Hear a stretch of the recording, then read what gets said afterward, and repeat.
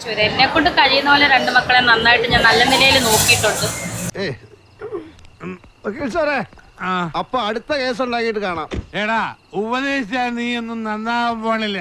അതുകൊണ്ട് നശിപ്പിലൂടെ മുന്നേറി പോകാനുള്ള ഒരു ഉപദേശം ഞാൻ തരാം.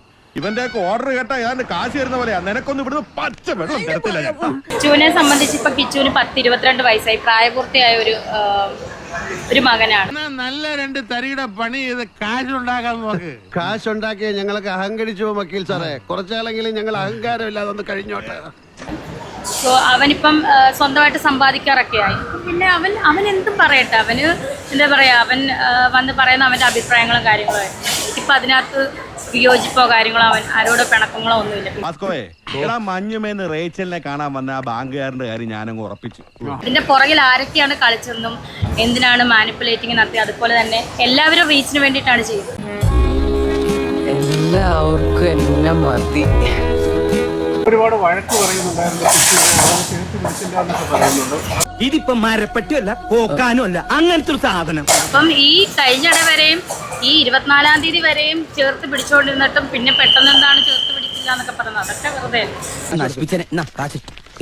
ഒറ്റടുപ്പിന് എല്ലാം എടുത്തു കൊടുത്താ അതൊക്കെ മതി. 2 ദിവസം പഠിപ്പിച്ചതിന്റെ പകുതി പറഞ്ഞു. സുധിച്ചേട്ടന്റെ രക്തത്തിൽ പറഞ്ഞതാണ് രണ്ട് മക്കളും. അവരെ എനിക്ക് എന്താ പറയാ, എനിക്ക് അവരെ ഒരിക്കലും വെറുക്കാനോ ഞാൻ ഒരിക്കലും അവരെ തള്ളി പറഞ്ഞിട്ടുമില്ല. എങ്ങും പോയി ഒന്നും ഞാൻ പറഞ്ഞിട്ടില്ല, തള്ളി പറയത്തുമില്ല. എനിക്കെന്നും അവര് മക്കള് തന്നെയാണ്. എന്നെ കൊണ്ടൊന്ന് പറയിക്കണ്ട റാസ്കൽ. ഒരു ഇടിയറ്റ് നീ കൂട്ടുപിടിച്ച പോടാ പട്ടി തെണ്ടി ചെറ്റെ നായിന്റെ മോനെ. എടാ ഇവള് നമ്മളെക്കാളും തറയടാ. എടി മറ്റവളെ ഷെഫീന ബീവി, എടി മറ്റവളെ, നിനക്ക് എന്നെ മറ്റവളെ എന്ന് വിളിക്കാമെങ്കിൽ എനിക്ക് നിന്നെ മറ്റവളെ എന്ന് വിളിക്കാം. പിന്നെ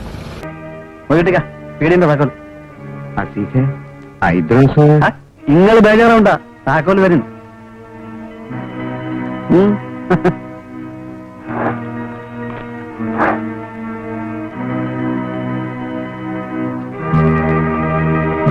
ഈ ചെക്കനെന്ത് പറ്റി? വെറുതെ തല്ലുകൊണ്ട് ചാവാനാണല്ലോ ഇവന്റെ വരവ്. പെട്ടി കെട്ടി ചുമന്നുകൊണ്ട് പോണ എന്തിനാണ്? വരുമ്പോ ഇത്ര ലഗേജ് എവിടുന്നാണ്? ഇവൾ എന്തിന്റെ കാരിയറാണ്? ഇത് അന്വേഷിക്കേണ്ടതുണ്ട്. മാത്രമല്ല ഇവൾ അവിടുന്ന് എന്തോ കടത്താൻ വേണ്ടിയിട്ട് മാത്രം ഇമ്മീഡിയറ്റ് ആയിട്ട് ഈ നാറിയെ ഉപയോഗിക്കുന്നതാണ്. അതാണ് ഷഫീന ബീവി അല്ലെ, തെർത്താത്ത ആരാണെന്ന് എന്താണ്, ഇവർക്ക് ദുബായിൽ എന്തായിരുന്നു ബിസിനസ് എന്നൊക്കെ നമ്മൾ ഇത് അറിഞ്ഞിട്ട് തന്നെയാണ് നമ്മൾ നിൽക്കുന്നത്. മനസ്സിലായോ?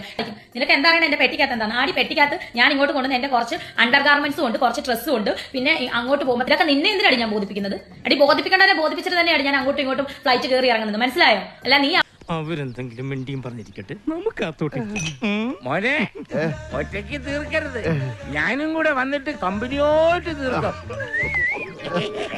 ഡ്രഗ് മാഫിയുടെ കാരിയറാണ്. അവിടെ അമ്മച്ചിയാണ് ഡ്രഗ് മാഫിയുടെ കാര്യം. മനസ്സിലായോ? അവിടെ അമ്മച്ചിയാണ് ഡ്രഗ് മാഫിയുടെ കാര്യം.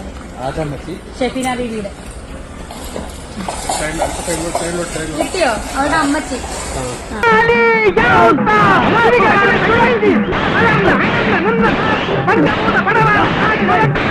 അവിടെ അമ്മച്ചിയാണ് ഡ്രഗ് മാഫിയുടെ കാര്യം. മനസ്സിലായോ? അവിടെ അമ്മച്ചിയാണ് ഡ്രഗ് മാഫിയുടെ കാര്യം. ഷെഫീന ബീവിയുടെ കിട്ടിയോ? അവിടെ അമ്മച്ചി. ഇപ്പൊ നിങ്ങളുടെ ഹീറോ എന്ത് ചെയ്യുന്നു? Will he give up? മുറിവേറ്റ സിംഹത്തിന്റെ ശ്വാസം ഗർജനത്തെക്കാൾ ഭയങ്കരമായിരുന്നു.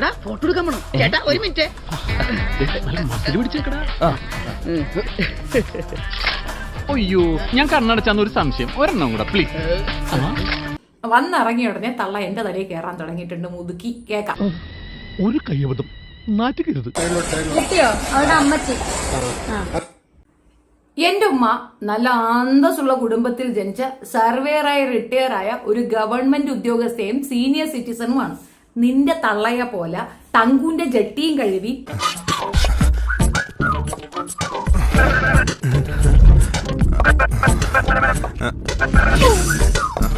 ഇപ്പോ എയർപോർട്ടിൽ വന്നിറങ്ങിയ കടത്തുകാരി. വെറുതെ ഇരുന്നാലും നമ്മളെ വന്ന് ചൊരണ്ടി ചൊറിഞ്ഞ് മാന്തി നമ്മുടെ വായിന്ന് കേൾക്കണം. മനസ്സിലായ? അതാണ് ഉദ്ദേശ ലക്ഷ്യം.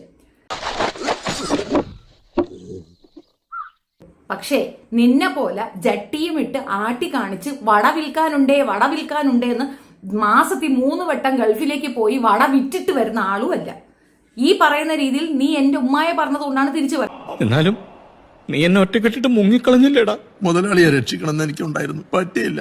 മുതലാളി എന്റെ അവസ്ഥ ഒന്ന് മനസ്സിലാക്കണം. എന്നാലും എന്റെ സവാനെ കഴിഞ്ഞ 20 കൊല്ലമായിട്ട് നിന്നെ ഒരുത്തന് വിശ്വസിച്ച് ഞാൻ എന്തൊക്കെയാടാ കാണിച്ചു കൂട്ടിയത്? ആരെയൊക്കെയാടാ ഞാൻ വെല്ലുവിളിച്ചത്? അപ്പോഴൊക്കെ എന്റെ മുതലാളിക്ക് ഒന്നും വരുത്തരുതെന്ന് ഞാൻ മാതാവിനോട് മുട്ടിപ്പായി പ്രാർത്ഥിക്കുന്നുണ്ടായി.